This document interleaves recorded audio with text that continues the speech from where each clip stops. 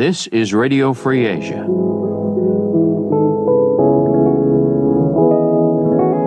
Hey peeps, thanks for tuning in to another episode of RFA Insider. That was Amy and I'm Eugene, and this is the season finale of this podcast. That's right, and we'd like to thank everyone who was with us along the way. Today's show will be a smaller one, and it features a return of The Rundown. And today, we've got two stories, one from China and one from North Korea.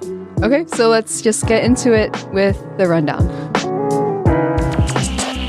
The Rundown. You're listening to RFA. The following program is in English. Do they have, like, an actual voice saying that? Probably You're listening to RFA. The following broadcast is in Khmer. Right, but do they have, like, the one for English? No. Oh, okay, they don't. Okay. That's too bad. Who is that anyway? I wonder. We have wondered for a while, but I think you're the veteran here, so if anyone, you would know. No, it's probably somebody from 1996 that, I mean, it could have been somebody from Voice of America even that did it, you know? True. The Rundown.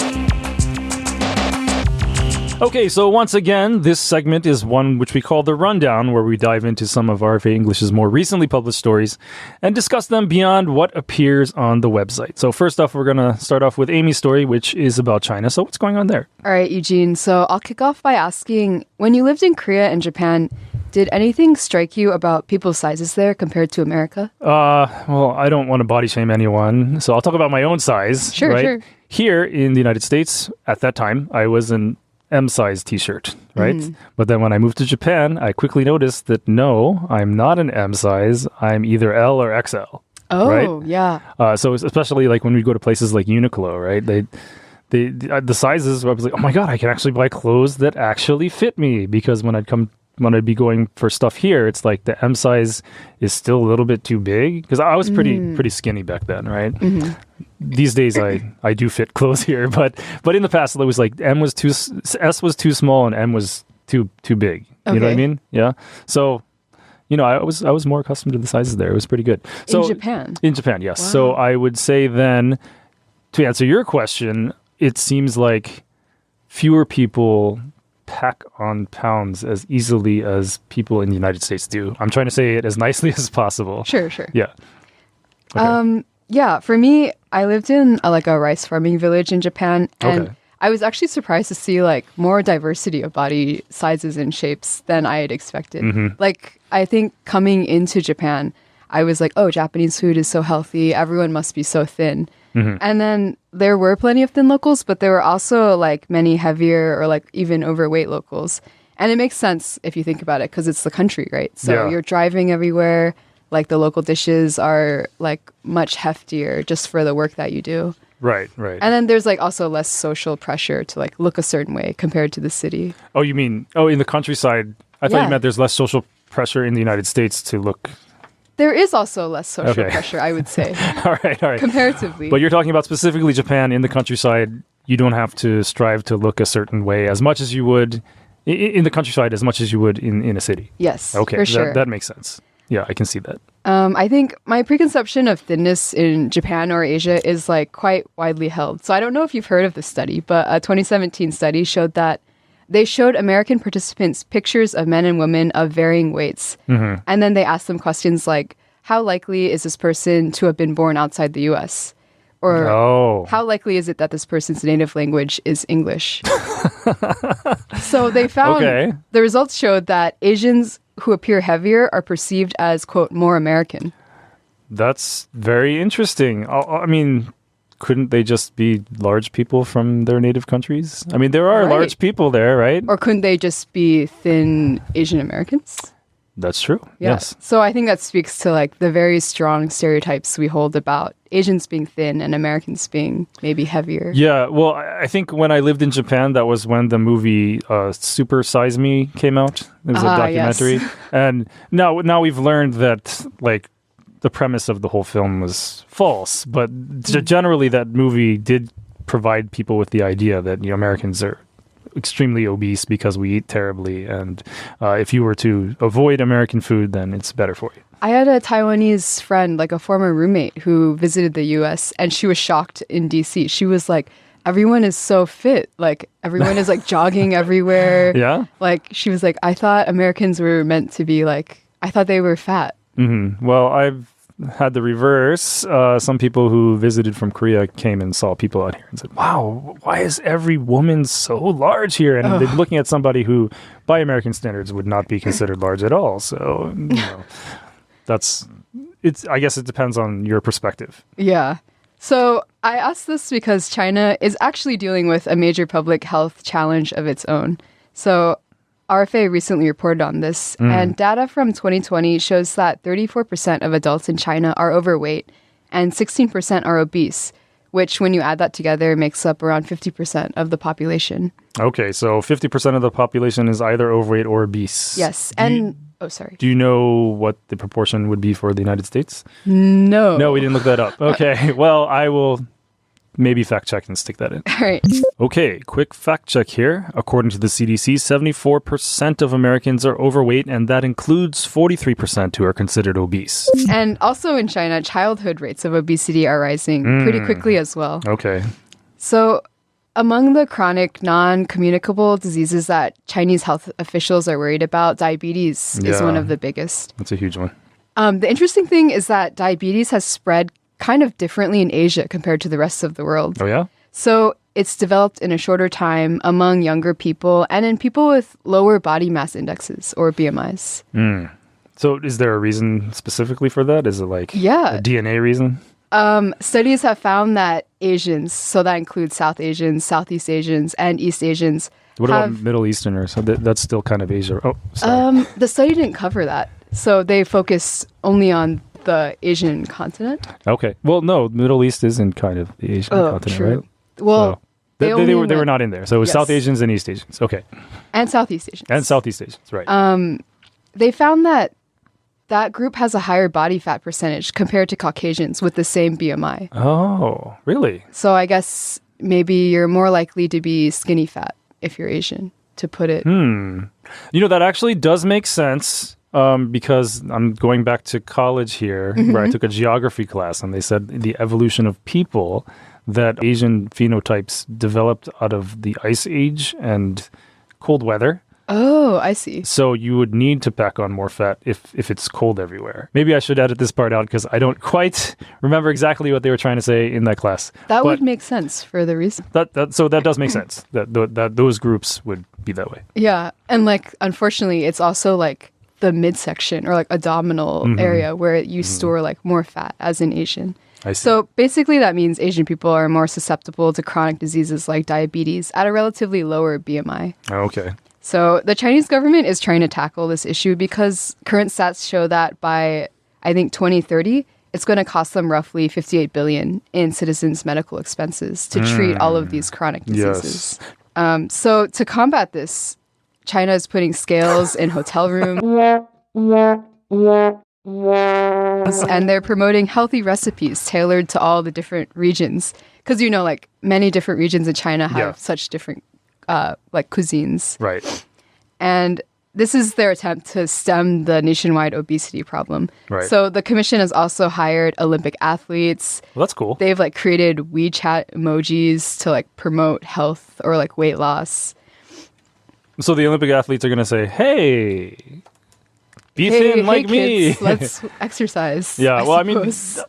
in the U.S., we did have similar kind of initiatives, right? Yes. Like the got milk thing that came out when you were born, I think. But was that a health initiative or more a marketing initiative? Well, that's a good question.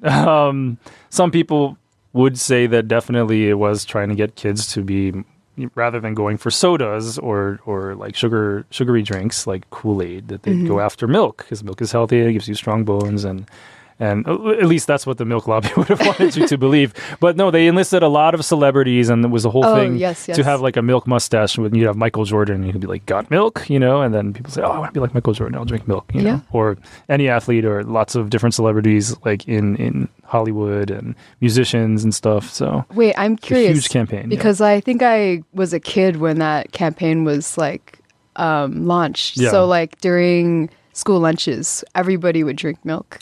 Well, if you bought it from the school, then yes. But that was going back from beforehand. Okay, so it was the same for you as a kid. Yeah. Like, well, I was. That's interesting.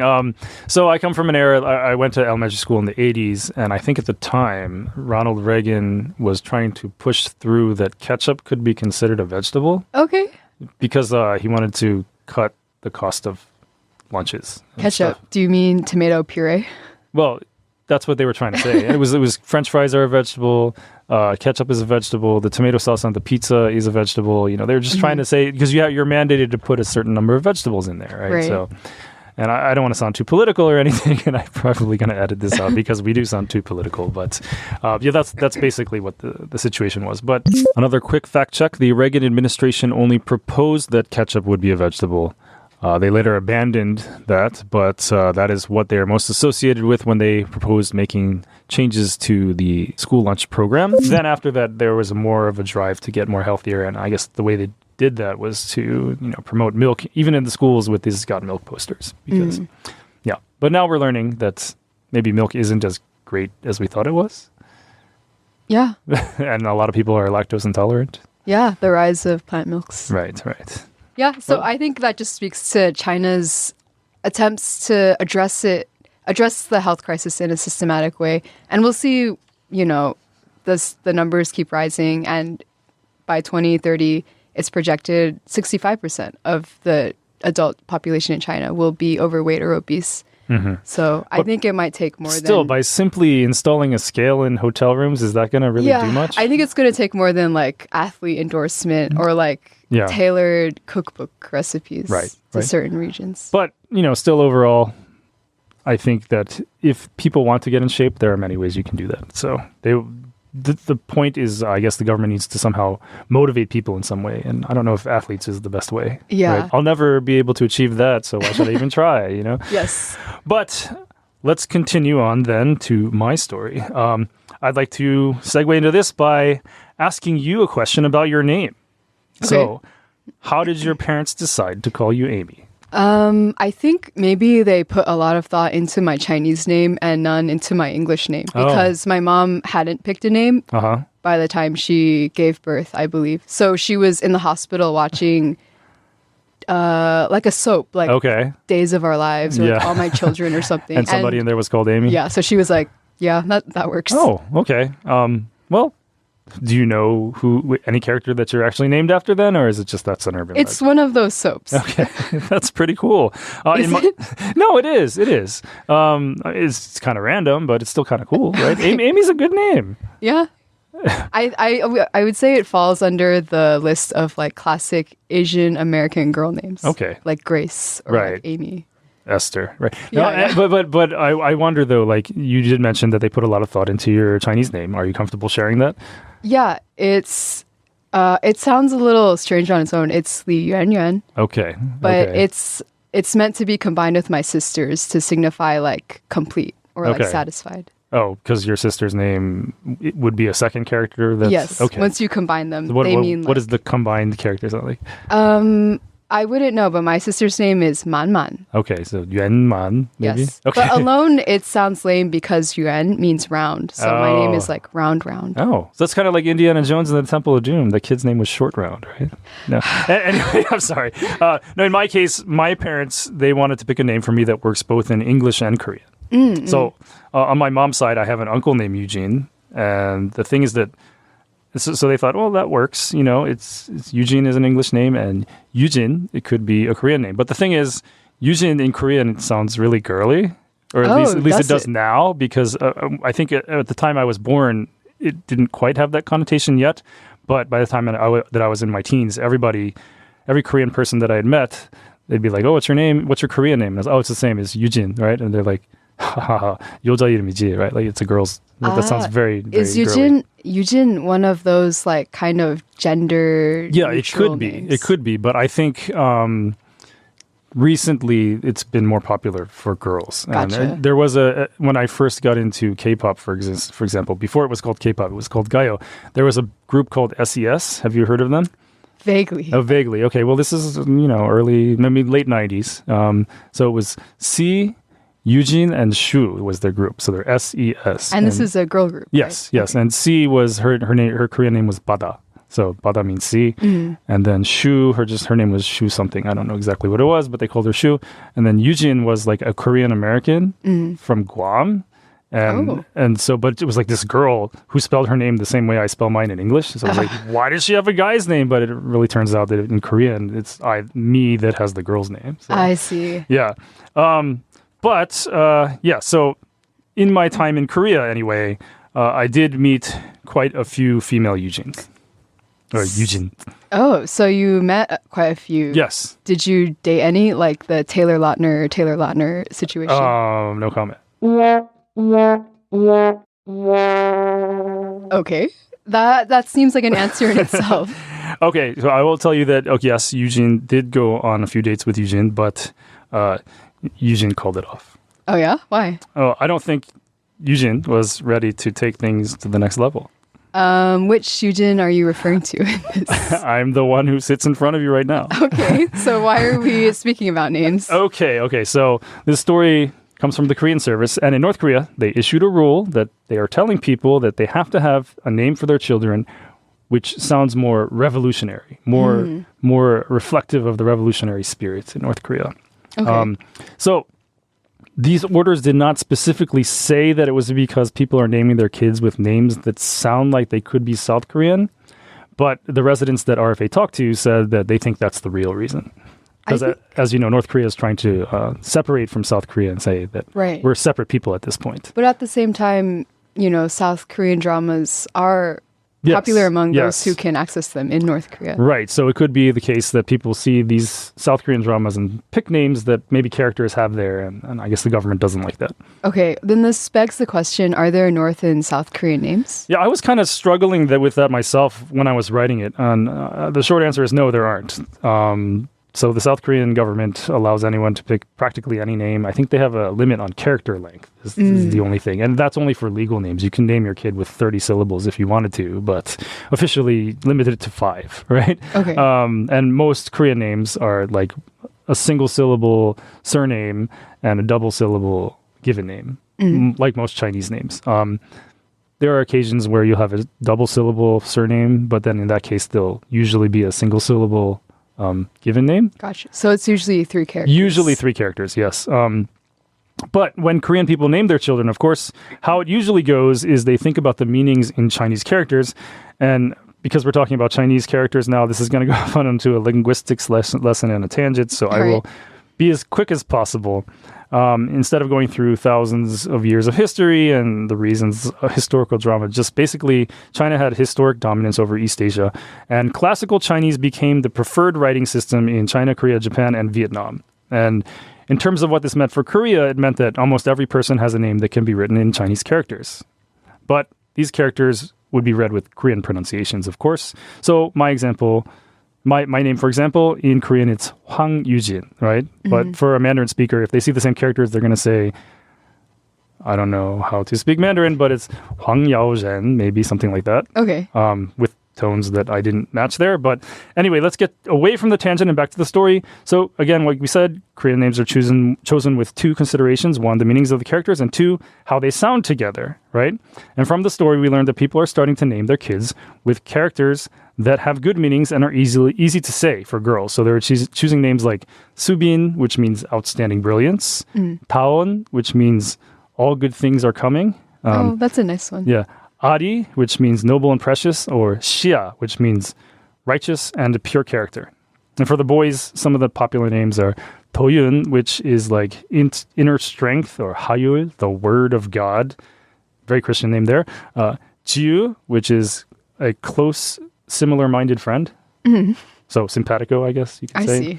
And Minsa, which is a good citizen. Now, that one sounds very patriotic to me, but I guess they don't like it because that's a name that's so common that you could see it in South Korea. I have a question. Yeah. I would assume that maybe not all North or South Koreans are very familiar with Chinese characters. Well, I mean, I would say that South Koreans generally are, especially when they're choosing names. I see. Yeah, North Koreans, there's been more of a push to move away from Chinese characters to more emphasize like Choseongul, or in the South known as Hangul, but in the North is known as Choseong, which is the Korean alphabet. But still, when they pick names, it's got to mean something, right? Okay. So I guess like my only frame of reference is like Korean celebrities who would be like, "Oh, my grandfather chose this name for me." Okay. So I guess it seems to me like the older generations have more knowledge of Chinese. I see what you're saying. No, in Korean culture, actually, in some cases, very traditional way to pick the name is you find the oldest male relative and ask them, "What should I name my kid?" Oh, I see. So that might be why. Okay, even when my son was born, people in my family say, "Well, I'm going to name your kid this." And I'm like, "No, you're not. I'm going to name my kid." Oh, you didn't hear them out. No, because I chose what I wanted to name my kid from when I was 14, and I'm not going to share it on the air. So, so the government wants them to choose more revolutionary names. Like we said, some of the examples they gave were Unhae, which means grace, Undok, which means benevolence, Hengbok, which means happiness, and for names that reflect loyalty to the party, it would be something like Chungsong, which means loyalty, or Chungsil, sincerity, or Chungbok, which means devotion. And I just wanted to say, though, that some of these suggested names, one of them anyway, is so common. And if they're trying to stop people from having names like South Koreans, then this one probably shouldn't be recommended. Can you guess which one of those that would be? Is most like a South Korean name. Yeah, out of the recommended names listed here. I think it's Unhae. Yes, definitely. Yeah. Unhae. Like, I know so many people with that name, right? And it translates as grace, and there's a lot of Christians in South Korea who would choose that name specifically for that reason. But there are even cases where the party is making people change their names. At least the residents said that, like, that sounds too South Korean, so change your name to something, right? And this could be even adults or teenagers or something. The people who have lived under a certain name for their whole lives, and they're being told to change their names. Another thing was when Kim Jong-un, he said that he introduced his daughter to the public, and her name is Jue, Kim Jue. When that happened, suddenly became any girl with the name Jue had to change their name, or any woman. And that was like, people were really angry about that. It was like, this is my name. It's not my fault. Because he didn't want them to have the same name as his daughter. Right. And also previous leaders, for example, like Kim Il-sung, Kim Jong-il, like those are relatively common names. But if you are of the name Kim and you have that name, then you had to you had to change it, because you can't have the same name as the great exalted leader, right? And that has made some interesting cases where, like, a delegation of people from South Korea go to the North for inter-Korean exchanges, and like a TV producer had the name Kim Jong-il, for example, and they're participating in this program where they're like filming things, and then like the North Korean side that's liaising with them can't call him by his name because that's disrespectful to Kim Jong-il, right? So how do they refer to him? Sir, or by his title or something like that. Or just maybe like a vague Mr. Kim. Yeah. Or Kim Song-seung-nim or something like, Kim. It was, I mean, this is coming again from my memory. I have to look it up, but generally you can't share the same name, and you can't call anybody else by that name. Right? I see. But there's another interesting case where someone with one of the recommended names was actually ordered to change it, right? So this person's given name was Chungsong, which we said means loyalty, right? But his surname is An, right? And An in Korean, An means peace. The name means peace. But the word An, a word that sounds like An, could mean like not, right? So, or you might have heard, maybe if you watch a lot of Korean dramas, like somebody will say something and someone say, "Anya," like that, like, no, I don't agree with you. Or it can mean no, it can mean not. So this person's name is An Chung-sung, which means not loyal. You right? would think their parents would have considered the optics. Right, but still, I mean, like, loyal is a good name under the guidelines, right? So just because his name is An, why does that necessarily mean that he's disloyal? Because it's peace and loyalty, right? Yeah. So I guess they weren't thinking about it, but they're ordered to change the name because it means disloyal or not loyal. So then the residents started joking, well, then maybe we should give negative attributes to anybody with that surname. So they could name him something like Pyeonjeol, which means betrayal or treachery. So it would be like An Pyeonjeol, which means not treacherous or not a traitor. I can see how that would be revolutionary or nationalistic in its own way. Yes, but this is basically the end of the story, but we'll keep an eye on it, or I will keep an eye on it, and see if naming conventions do change in the near future or in the far future, and we'll keep our eye on looking at North Korea. Yeah. Okay, so that's all for the rundown today. Let's move along.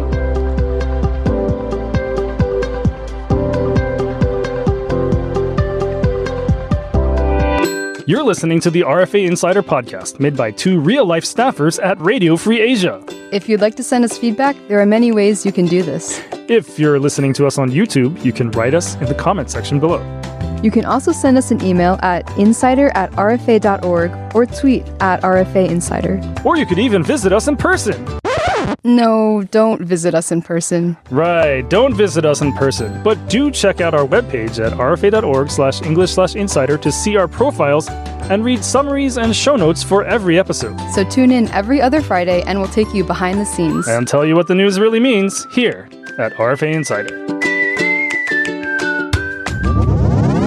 Okay, so that was our contact info. So if you would like to leave us a comment, please feel free to do so. But that said, it's now time to get into Podcast Free Asia. And today's edition of Podcast Free Asia is going to be relatively short. We've got a small announcement. Yes. Due to Radio Free Asia experiencing a lapse in funding, this podcast is going to go on indefinite hiatus. Yes, we'd like to thank all the listeners that tuned in over the past year plus. And so for Amy Lee, I'm Eugene Huang, and well, we'll now draw this episode to a close. Talk to you later. Hopefully. Like what you heard today? It would really mean a lot to us if you would like, subscribe, or follow this podcast. You can also to congratulate Radio Free Asia on 25 years. The importance of a free press cannot be overstated, and Radio Free Asia continues to provide this for countless people around the world.